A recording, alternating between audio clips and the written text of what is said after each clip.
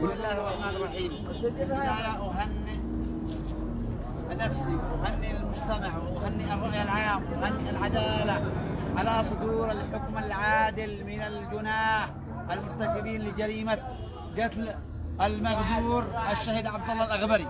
حيث كان قرار المحكمة اليوم القرار الأول فصل الدعاوي ضد المتهمين السابع والثامن بملف مستقل بحسب ما تم بيانه في محضر الجلسة، ومحاكمتهم بعد انتهاء فترة النشر كمتهمين فارين من وجه العدالة.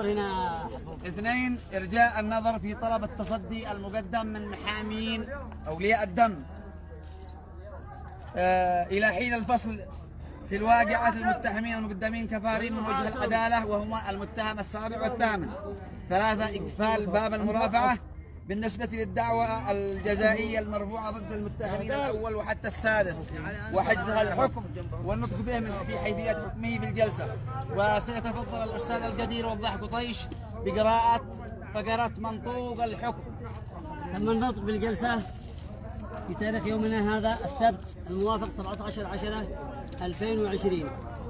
كان القرار من قبل المحكمة والحكم بالآتي: أولا، إدانة المتهمين عبد الله حسين السباعي ووليد العامري ومحمد الحميدي